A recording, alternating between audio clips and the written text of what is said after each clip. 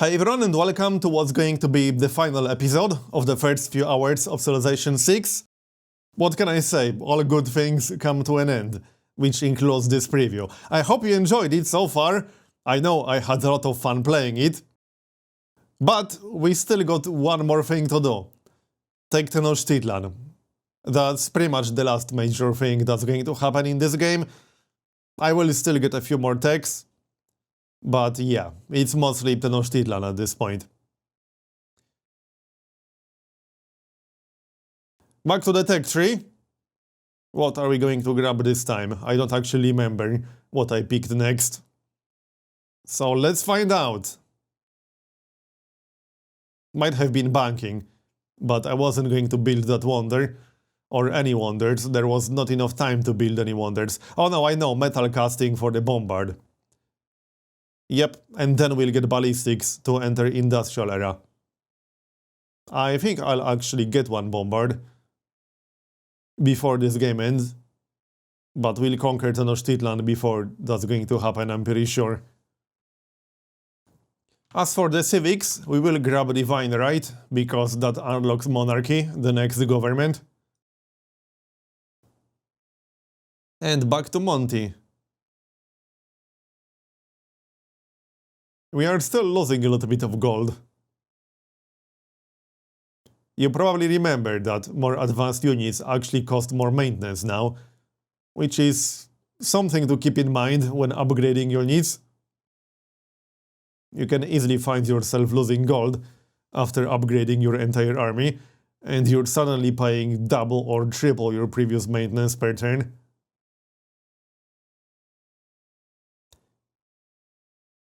We still got the scout, but he's more or less unemployed at this point. Not much else he can do. We still got quite a lot of the map to explore, but we won't be doing a whole lot of exploration. And China denounced us. They think we're a warmonger. Why would they ever think that? We are peaceful people. Monty attacked first, that's totally his fault, right? It's true, he did attack first. That's my justification. Oh, and the AI actually linked a builder with a warrior, so at least it uses that mechanic. Good to see. You can see that to the east on the right side of the screen. But he's still insisting on fighting the city-states, which, don't get me wrong, he is at war with the city-states, but it's not like Preslav, for example, is threatening him. And I'm directly threatening his capital at this point. So it doesn't seem like the smartest tactical choice to attack the city-state. Instead of, you know, actually defending his capital. I'm just saying. Speaking of his capital, we are doing some decent damage.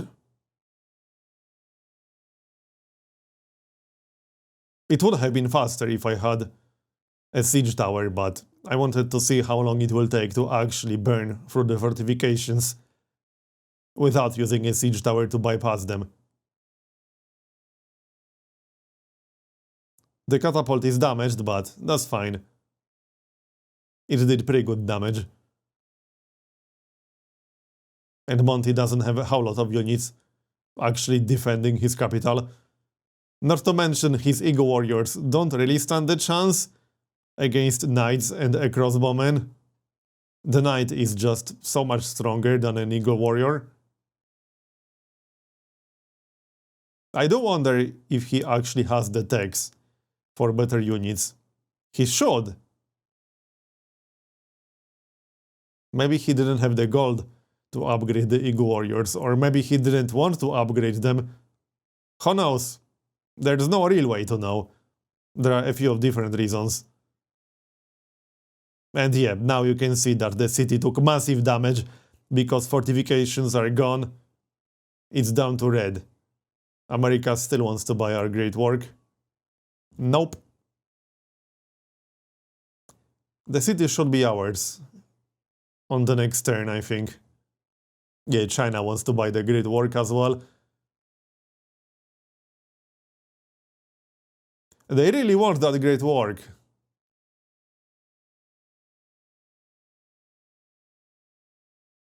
I like how Monty is about to lose his capital, but he's still fighting Preslav. That city-state doesn't even have any units around there.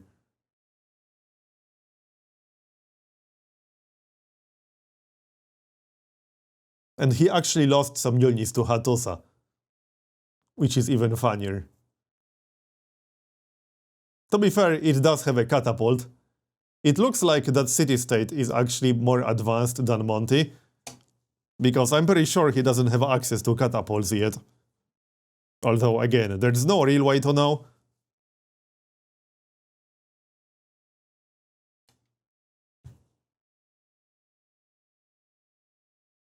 Alright, I think we're going to take the city now.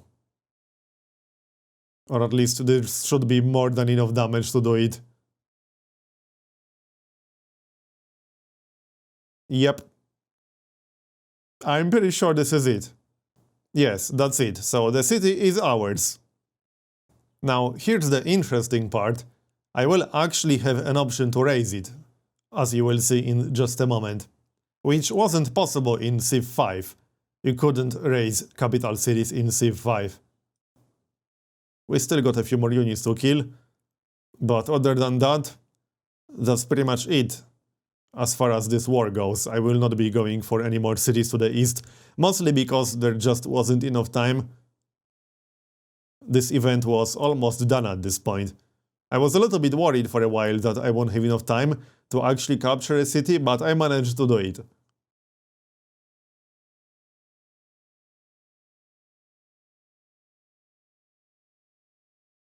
We'll still do some damage.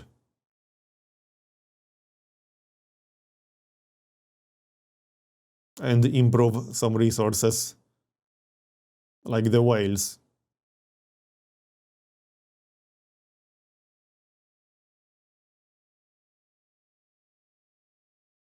I think there might be one more greedy person incoming.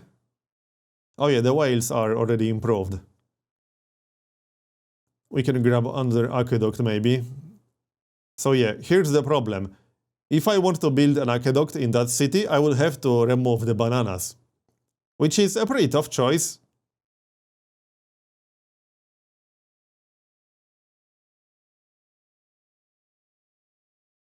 What are we going to grab? Yeah, I don't have enough resources to get more knights or a musketman, so that's not gonna happen.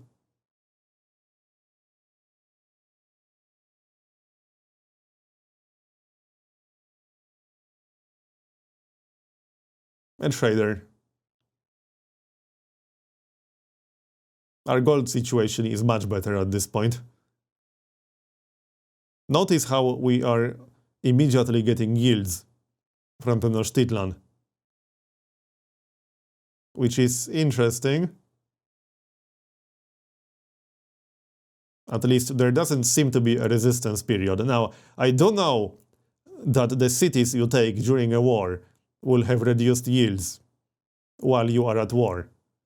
I don't know by how much, but they are supposed to have reduced yields. Still, I have no idea by how much or whether it will scale depending on how many cities you take and so on. Also, the warmonger penalty is supposed to be either doubled or refunded, depending on whether you keep the city or not. And here you can see that I actually have the option to raise the city. But I will keep it. It's a pretty decent city. Not that it will be any good in this game, when this game is almost over, but yeah, it didn't really make any sense to raise it in this situation. It's a pretty good city. And we can make peace with Monty. Now, there are no negotiations, but I assume this is because the game is not finished or something. That's actually one of the things that I didn't get a chance to ask about, so I'm not 100% sure what's going on there. And notice how declaring that surprise war on Monty pretty much ruined my diplomatic relations with every other AI that I made contact with. So, declaring surprise wars past certain stage of the game is definitely not a good idea.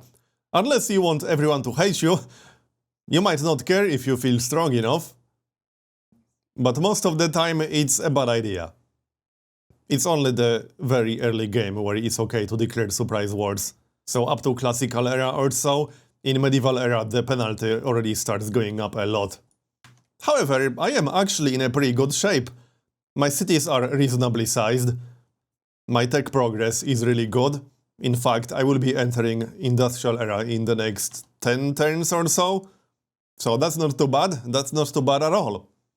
And our economy mostly recovered after we finished the war, making 17 gold per turn right now, which is not amazing, but I'm not losing gold anymore.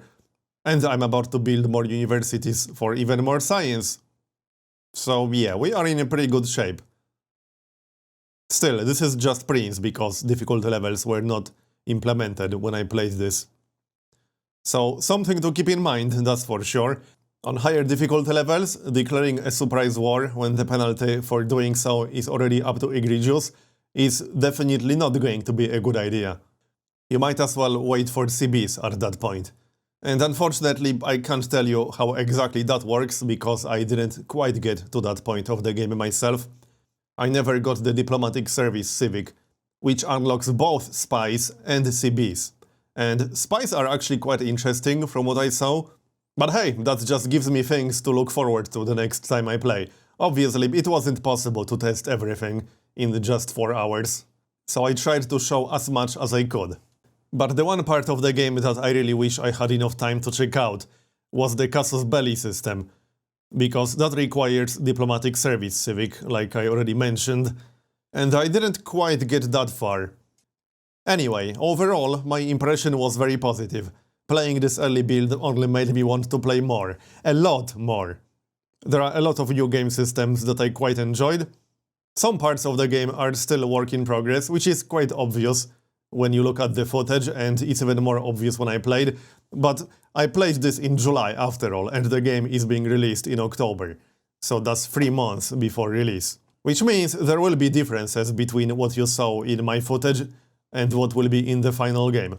There's definitely going to be a balance pass before release, so a lot of gameplay values might change, which is why I said before more than once that pretty much any gameplay values that you see in this game are subject to change, so do not get too attached to that. I know it's tempting to start analyzing literally everything, but yeah, do remember that things will almost definitely change. The main purpose of this was to showcase the game mechanics. And there are quite a lot of interesting game mechanics. One of the things I enjoyed the most about Civ 6 so far is that there are so many more factors to consider when you plan your strategy. It's actually kind of crazy, and it will take some time to get used to some of the changes.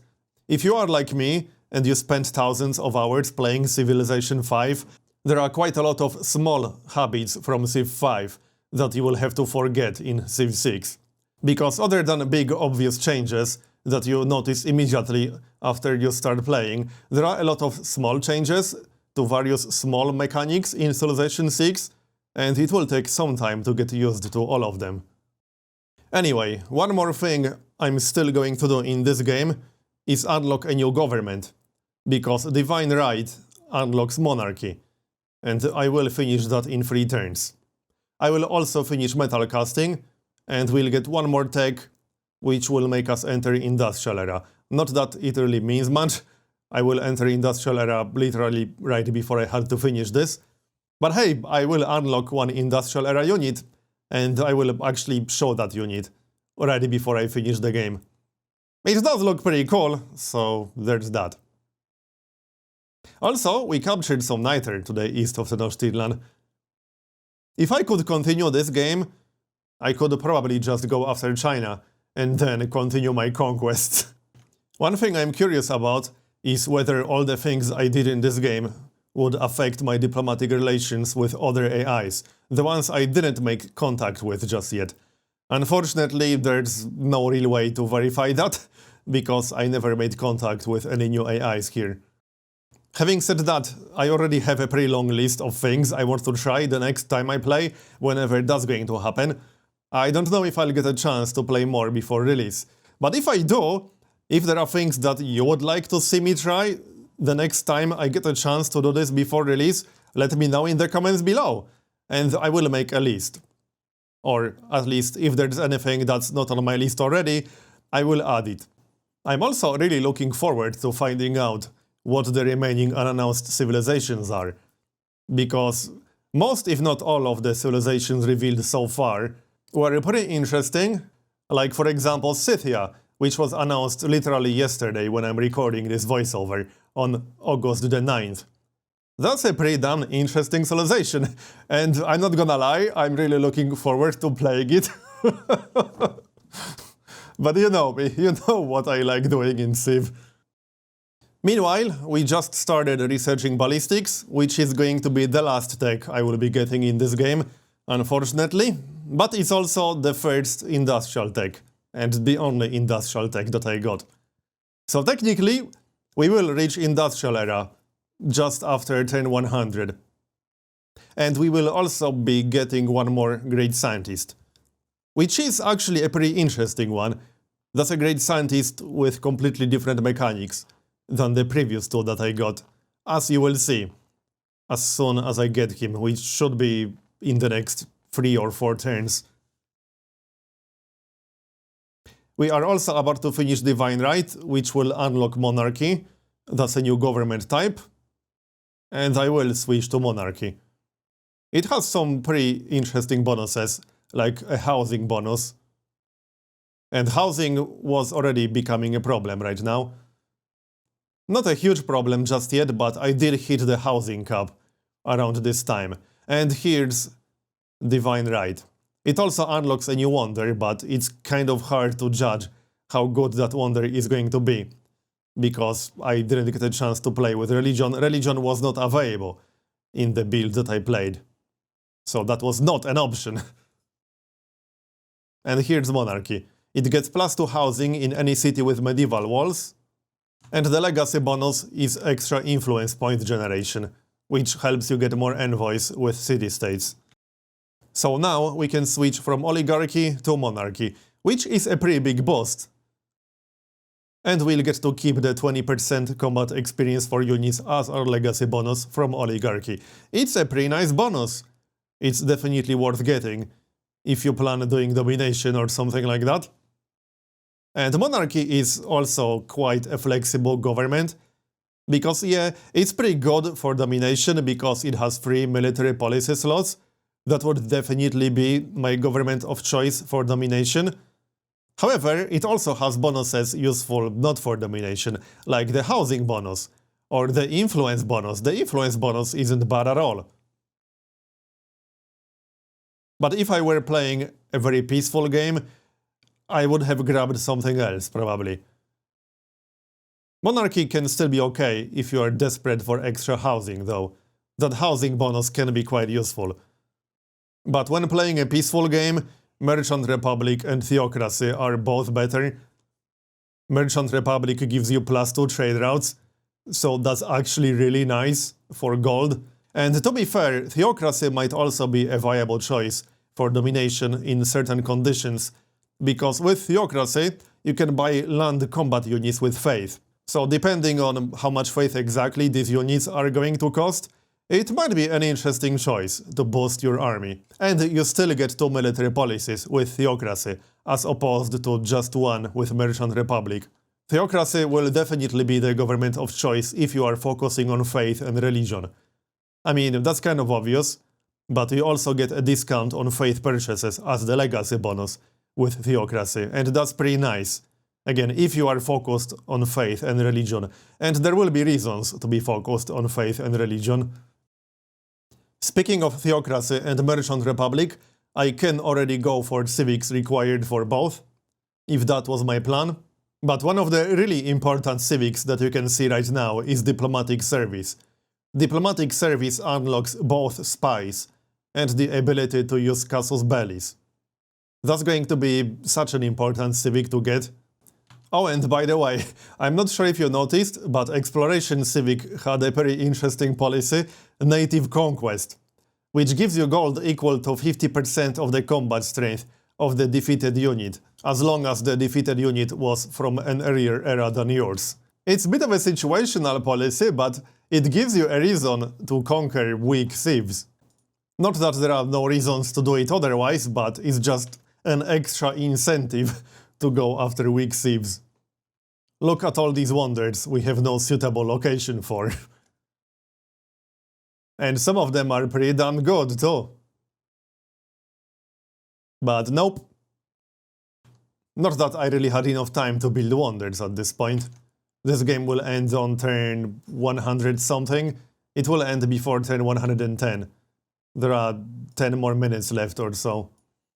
Unfortunately, like I said, all good things come to an end, which includes this preview. I didn't want to finish playing either. Here's our government screen and our bonuses. I'm really curious how the combat experience bonus will work, whether it will round up or down. Because depending on whether it will be rounded up or down, it might end up being really good or really bad. I have no idea, however. Here are the great works. Not much we can do here. I'm still curious if I was actually supposed to get that great work. I'm having some doubts about that. We'll probably find out in the future. And here we got great people. I'm about to get another great scientist. And as you already see, the next great scientist is Galileo, which gives you 1250 science per adjacent mountain, which is pretty damn good, especially if you have a nice spot to pop him at. If you have a spot with like 3 adjacent mountains, that's quite a lot of science. Consider that I'm getting 60 science per turn right now.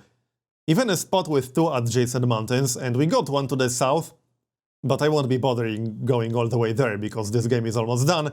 But if I had more time, I would go there to get 500. And here we got China declaring war on us. Probably because we are literally Hitler, and it's actually a formal war. Anyway, I'm pretty sure the science balance in general will change in the final game. But right now, so far, out of all the great scientists that I got, this is the strongest one. Because you can actually use him to slingshot various techs. And 500 science, which is very easy to get, there will be multiple spots with 2 adjacent mountains. So that's easy 500 science, and 500 science is really quite a lot at this stage of the game. If you can get 750 from 3 adjacent mountains, that's even better. But the important part is that you can actually use that guy to slingshot any tech you want, which wasn't really the case with the previous great scientists. Not to mention, the previous great scientists didn't actually give you flat science, but Eureka bosts. That's not quite the same, and you couldn't fully control which Eureka boss you are going to get. Here we can name a unit if we want to, or randomize the name, but I'm mostly checking out the promotions. Sadly, I didn't get to see any advanced promotions, so I don't quite know how good these promotions get. In fact, I don't even know if promotions from Civ 5 like +1 range or 2 attacks per turn are still a thing in Civ 6. I actually kind of hope they aren't a thing, because these promotions are incredibly overpowered. In Civ 5, a general good strategy to win domination on data against the AI is to build a very strong core of highly promoted units, with logistics, +1 range and things like that, and then use that core of units to just conquer everyone. There's a little bit more to it than that, obviously, but that's the general idea. You get a core of highly promoted units, and nothing can really compete with them. The AIs certainly can't. That war declaration from China was actually a little bit strange, because he doesn't have an army anywhere close to me. He sent 1 warrior through Toronto, and I'm not really afraid of 1 warrior at this point. Who knows, he might be sending an army now, but it would be a better idea to do it before actually declaring war. I do like that diplomacy will matter more in Civ 6, because the fact you get massive diplomatic penalties for declaring a surprise war in the mid-game or beyond also benefits you, because the AI cannot really do that to you either. I mean, it obviously still can, but then all the other AIs will hate it. And that will make it easier to get everyone else to pile on that Civ. And if you watched my Civ 5 games, then you no doubt know that getting AIs to pile on other AI is one of the easiest ways to win Civ 5, especially on higher difficulty levels. I actually kind of hope it won't be that easy in Civ 6, because if you can get one of the AIs to declare a surprise war on pretty much anyone from the mid-game and beyond, then it will be really damn easy to get everyone to hate that AI. I hope it won't be as easy as that. In Civ 5 you can certainly bribe AIs to declare war through declarations of friendship. It's often not cheap, because if an AI has declaration of friendship with another AI, it will be less willing to declare war, I mean, obviously. But you can still do it, and if you manage to do it, it will get a penalty with all other AIs in the game. Just like you would, as a human player, if you backstabbed someone through declaration of friendship. I like how Monty has a bunch of units next to Tenochtitlan. A little bit too late, buddy. You should have sent them earlier. Not that it would have prevented me from taking the city, but it would have made my job harder if he actually attacked me with more units while I was sieging the city. It's already past turn 100 and he's still using Eagle Warriors. It's a little bit strange, actually. It might be because of how rare strategic resources were in this build, but not all units you unlock required strategic resources. Pikemen, for example, do not. Not to mention archers or crossbowmen, he's still using some slingers, and these are massively outdated units at this point. Slingers on turn 100 on quick speed are pretty much worthless, they are not going to do anything. And he still has a slinger over here, as you can see. So that's a little bit odd, I don't know what's going on with that. Cleopatra still wants to buy my artifact or relic. Not going to happen. Yes, she's a bit disappointed. I thought she hates me, but she still wants my stuff. Seems legit. Oh, and I'm going to show you one more thing before this game is done. You might remember La Venta and the unique bonus it had. It unlocked a special tile improvement. But before we get to that point, we will recruit Galileo, like so, and that's easy 500 science if I had the time to move him to mountains to the south. But I won't be doing that because this event was scheduled to end at 3:30 PM, and as you can see in the top right corner, it's currently 3:28. So I was very aware that I ran out of time. But I upgraded my catapult to a bombard. And here's the bombard, up close. Unfortunately, I will not have enough time to upgrade to the next unit in line. But we will finish ballistics by popping Galileo.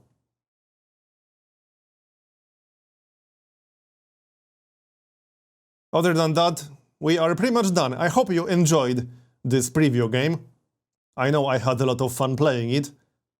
And after seeing all the new mechanics firsthand and actually playing with them, I'm looking forward to Civ 6 even more. But back to what I was saying about La Venta. So I will not actually build that improvement, but I will show you what it does, because I've not actually done it until this point. So here it is, down here. It's +2 faith, which might be different in the final game, but La Venta is a religious city-state, so I think it was to be expected for that improvement to give faith, because, you know, that makes sense. If you are focused on faith and religion, it's a pretty useful one. And like I said before, there will be reasons to be focused on faith and religion. And that's pretty much it. That's the end. I will still get a chance to pop Galileo, but that's quite literally the last thing I did in this game. Monty is gathering troops on the border. He was almost definitely planning to declare war at some point, which obviously makes sense, he wants his capital city back. And here's me, Pedro. You can actually check yourself out. Which doesn't really do anything, but you can do it. So, let's go and pop Galileo to grab ballistics, and that means I will enter industrial era. only just. More construction. And here's Galileo, only one mountain, but yeah, there was no time to do anything else. And now we can pop him. And we got ballistics. Very nice. So that's the only industrial era unit that I unlocked. The field cannon. The field cannon wasn't actually that much stronger than the bombard. It only had slightly higher combat strength. So that's it. That's the end of the first few hours of Civilization 6. I hope you enjoyed it and that it was useful. I tried to show as much as possible. If you made it all the way to the end, thanks for watching, and I'll see you next time.